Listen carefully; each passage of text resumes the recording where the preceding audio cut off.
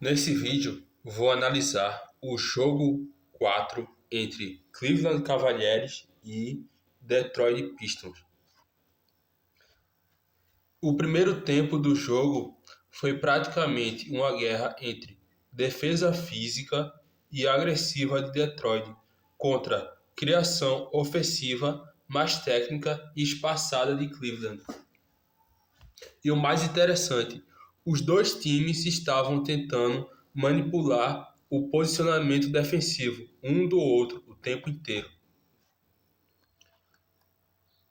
Garrafão. O time de Cleveland estava congestionando o interior do garrafão com 3 jogadores. Isso muda completamente o jogo, porque quando você coloca pivô, ajuda defensiva, defensor aparecendo do lado contrário, o objetivo é negar bandejas, impedir infiltrações, forçar Detroit a arremessar. E Detroit caiu na armadilha durante vários minutos. O erro de Detroit no começo. Detroit estava conseguindo entrar na zona de 2, mas entrar na zona de 2 não significa que o ataque estava funcionando. O problema é, eles estavam tentando infiltrar e finalizar dentro de um garrafão congestionado. Resultado: turnovers, tocos, passes ruins e bandejas contestadas, infiltrações sem ângulo. 6 turnovers vieram exatamente disso. Detroit estava forçando profundidade demais, em vez de parar no mid-range, girar a bola, chutar de 3, inverter lado. Eles insistiam, vamos fazer a cesta, vamos infiltrar e fazer a cesta. Corrida de 10-0 de Cleveland. Essa corrida aconteceu porque Detroit começou a atacar exatamente onde a defesa estava mais forte. Isso matou fluidez, confiança e organização ofensiva. Enquanto isso, Cleveland controlava rebotes, acelerava a transição e convertia bolas de 3 e bolas de mid-range. Mesmo sem um ataque brilhante, a defesa de Cleveland gerou ataque. Isso é muito importante porque defesas agressivas não servem só para defender. Elas quebram ritmo, criam turnovers, criam contra-ataques, desorganizam psicologicamente o adversário. O pedido de tempo mudou o jogo. Aqui foi onde Detroit ajustou corretamente. Depois do tempo, começaram a arremessar mais. Acertaram o mid-range. Acertaram bola de 3 e diminuíram insistência em bandeja. Resultado: corrida de 14-2. Isso mostra algo muito importante. Detroit não precisava infiltrar até a cesta. Eles só precisavam ameaçar infiltração, obrigar Cleveland a fechar e punir espaço aberto, espaço livre. O ataque ficou mais inteligente. O papel do mid-range. O mid-range virou a chave do jogo para os dois times, porque a defesa de Cleveland estava protegendo o aro, protegendo bandeja, congestionando o interior. Então, o espaço natural aparecia antes da área pintada, no cotovelo, na meia distância. Detroit começou finalmente a parar, equilibrar o corpo e subir para arremesso. Isso desmontou a defesa de Cleveland. Porque agora Cleveland tinha dúvida, fecho a infiltração ou subo no arremesso. Quando a defesa começa a ter dúvida, ela começa a atrasar a reação. Defesa de Detroit. A defesa de Detroit é física, a defesa de Detroit é próxima, a defesa de Detroit é colada a defesa de Detroit tem quadril encostado e contato constante. Isso atrapalhou muito o time de Cleveland, principalmente em infiltrações, criação e ritmo ofensivo, mas teve consequências. Detroit fez 6 faltas rapidamente, porque quanto mais agressiva a defesa é, maior o risco de contato ilegal, mão no corpo, bloqueio errado e retin. Cleveland sobreviveu no placar muito graças aos lances livres. O grande problema de Cleveland ficou dependente demais de bola de 3 e bolas de mid-range. E quando bola de 3 e bola de mid-range parou de cair, o ataque morreu. 3 minutos travado no 18 pontos. Isso mostra um ataque sem plano B, porque Detroit estava negando infiltração, fechando zona de 2 e colando o corpo. Então, Cleveland não conseguia atacar aro, não conseguia bandeja limpa. Resultado, arremessos difíceis. Defesa de Detroit na zona de 2.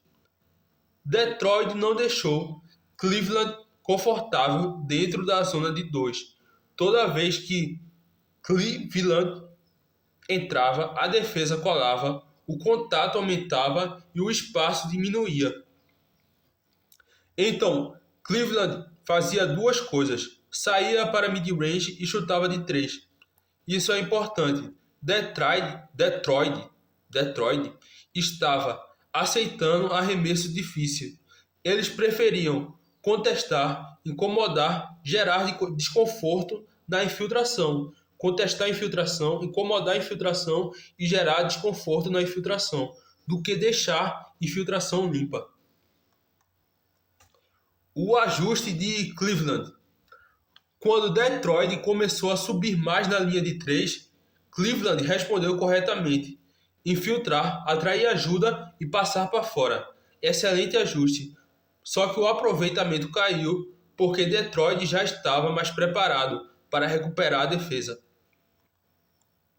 A defesa subia na bola, fechava a linha de passe e recuperava a bola mais rápido. Então, Cleveland começou a arremessar mais pressionado. Rebote ofensivo de Detroit. Isso foi gigantesco, porque Detroit começou a errar infiltrações, errar mid-range, mas Detroit sobrevivia pegando segunda chance, rebote ofensivo, bola solta. E o detalhe importante, alguns rebotes ofensivos viravam bola de 3. Isso destrói emocionalmente a defesa de Cleveland, porque Cleveland fazia 20 segundos de defesa perfeita e mesmo assim tomava a cesta depois do rebote ofensivo. A principal estrela de Cleveland. A defesa de Detroit no começo do jogo anulou completamente a estrela principal, 0 de 6, depois 1 de 7. Isso normalmente acontece quando a defesa força desconforto, nega espaço, troca a marcação corretamente e impede ritmo. Detroit claramente entrou com essa estrela não vai decidir e conseguiram. O papel da estrela barbuda. Ele segura muita bola. Isso tem lado positivo e lado negativo. Positivo, controla o ritmo, organiza ataque, atrai defesa, cria assistência, lê o jogo. Negativo, ataque fica lento, defesa consegue se organizar e aumenta o risco de turnovers. Ataque fica previsível. Mesmo assim, 15 pontos ele fez. Mostra que ele estava conseguindo produzir individualmente. Distribuição ofensiva dos times. Detroit estava misturando funções, estava com uma variedade ofensiva e jogadores especializados. Já o time de Cleveland estava muito dependente do perímetro, dependência de criação individual e pouca agressividade coletiva no aro. Resumo tático: Detroit, pontos fortes: defesa física, rebote ofensivo, mid-range e ajustes ofensivos. Intensidade e velocidade nas infiltrações. Problemas: insistência excessiva em bandeja, turnover e faltas. Já o time de Cleveland: pontos fortes: spacing, bola de 3, mid-range, movimentação ofensiva, proteção de garrafão. Problema: dependência excessiva do perímetro, estrela anulada, dificuldade contra a defesa física, pouca eficiência dentro da zona de 2.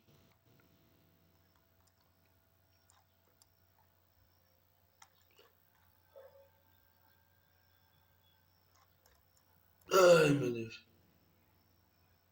Agora falando do segundo tempo.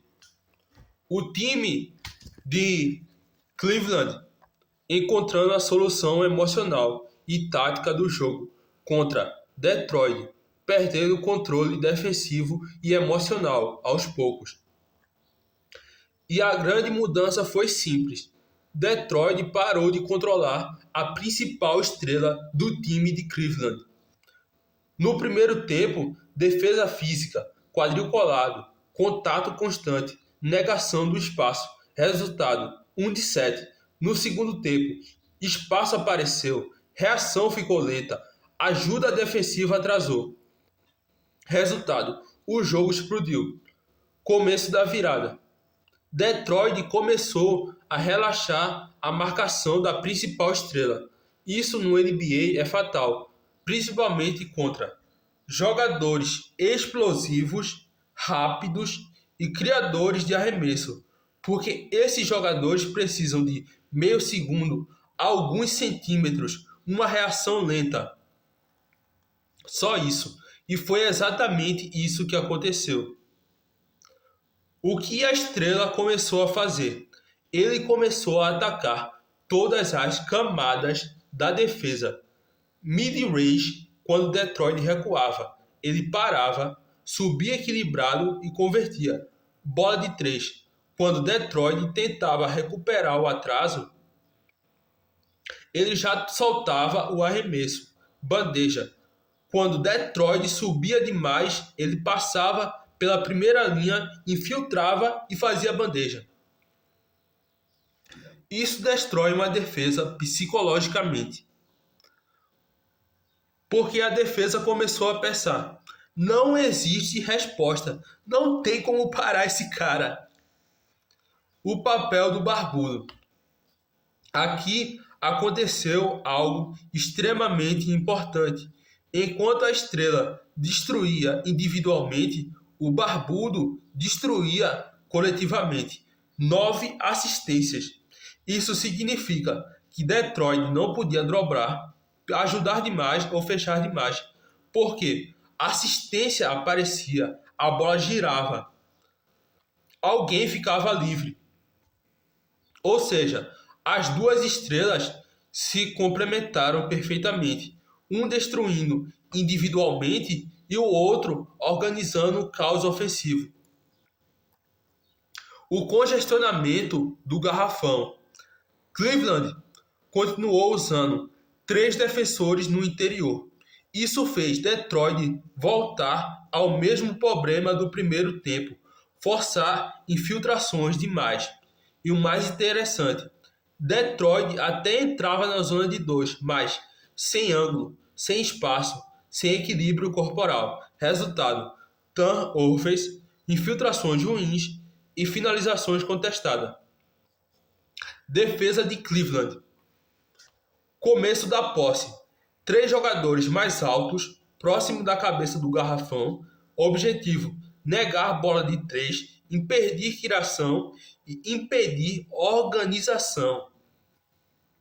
Quando Detroit infiltra, a defesa fecha com 3 no interior. Isso é defesa adaptativa. Ela muda conforme movimentação, direção da infiltração e posicionamento da bola. E o mais importante, A defesa de Cleveland também estava acompanhando movimentação sem a bola. Isso é elite defensiva. Cleveland estava lendo cortes, antecipando infiltrações e fechando linha de passe. Corrida de 24-2. Essa corrida veio de 4 fatores. Estrela pegando fogo, 21 pontos, Barbudo criando tudo em assistências, defesa sufocando Detroit, principalmente infiltração, passes curtos e criação. E turnovers. Detroit terminou perto de 20 turnovers. Isso é gigantesco. Você praticamente entrega 20 ataques, 20 posses de bola. A velocidade da estrela. Aqui está a parte mais assustadora. Mesmo com marcação boa, próxima, quase colada, ele ainda criava. Como? Técnica que eu identifiquei. O giro, o drible, mudança de direção e o contato corporal. A explosão de velocidade, velocidade lateral. Isso mostra que Detroit não estava perdendo só taticamente, estava perdendo fisicamente. Eles não conseguiam acompanhar o primeiro passo da estrela. Marcação dupla. Detroit começou a tentar resolver com dobra, porém a estrela começou a punir com assistência, com falta sofrida, com leitura rápida. Ou seja, quando um jogador entra nesse nível, a defesa começa a quebrar psicologicamente. Porque simples marcação não funciona mais, dobra não funciona e contato não funciona. A substituição. Foi errado tirar ele? Como torcedor, sim, porque ele estava imparável. Como torcedor, ele estava imparável. A principal estrela estava imparável. O ritmo estava absurdo, emocionalmente dominando o jogo. Detroit completamente perdida, sem saber o que fazer para parar a estrela de Cleveland. Todo mundo queria continuar vendo o massacre. E emocionalmente faz sentido. Agora, pensando como técnico, a resposta é mais complexa. Motivos corretos para tirar a estrela, para a substituição. Desgaste físico, evitar lesão, controlar minutos, manter a intensidade final e evitar queda de desempenho no quarto período.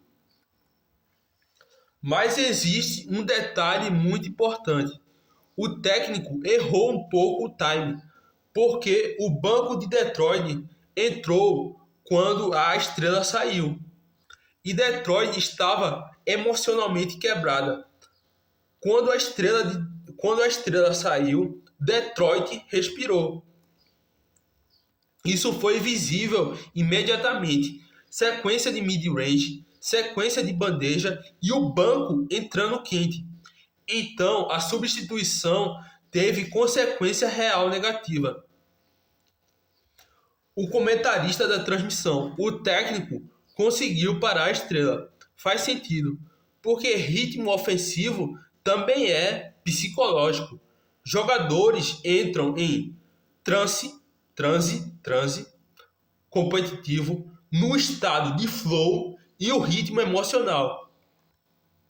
Quando você tira um jogador, às vezes o jogador volta frio, sem time, sem explosão. E foi exatamente isso que aconteceu quando voltou. Ele errou bolas de 3, mas ele ainda continuou no ritmo, ele ainda continuou fazendo pontos de bola de 2. Mas o técnico também não estava completamente errado, porque existe uma coisa importante. Um jogador pode não parecer cansado, mas neurologicamente já estar cansado. O problema nem sempre a fadiga aparece no rosto e na corrida. Às vezes aparece na tomada de decisão, na reação, no risco de lesão. Detroit sobrevivendo. O banco de Detroit entrou muito bem. Bandejas, mid-range e bolas da zona morta. Isso aconteceu porque o jogo desacelerou emocionalmente. Sem a estrela em quadra, pressão diminuiu, defesa relaxou, Detroit respirou. O ajuste de Detroit. Depois Detroit começou a usar infiltração dupla, passes curtos e cortes simultâneos. Excelente ajuste. Isso dificultou o congestionamento no garrafão, porque agora a defesa de Cleveland precisava decidir qual dos dois jogadores que infiltraram eu acompanho. Resposta de Cleveland. Cleveland ajustou, melhorando cobertura, fechando linha de passe curta e pressionando a infiltração. Então, Detroit precisou voltar para mid-range, para transição e para a bola de 3. O colapso final. No fim, Detroit não aguentou velocidade, intensidade, criação ofensiva e pressão defensiva. E principalmente os turnovers destruíram o jogo. 20 turnovers é quase suicídio competitivo, porque além de perder posse, você entrega ritmo, confiança, transição e você melhora o emocional da outra equipe. O final da estrela.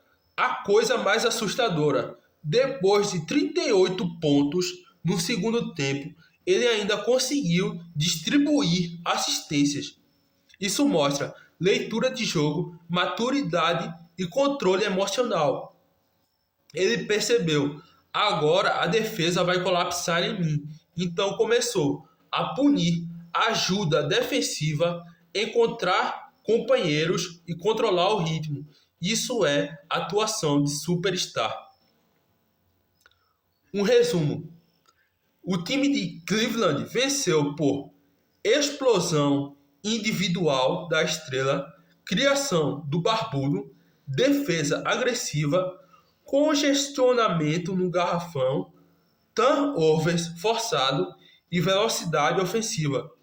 Detroit perdeu por relaxar marcação da estrela, turnovers, insistência em infiltrações ruins, dificuldade contra pressão física e incapacidade de acompanhar a velocidade da estrela de Cleveland. Sobre a substituição no final. Sobre a substituição no meio do jogo da estrela.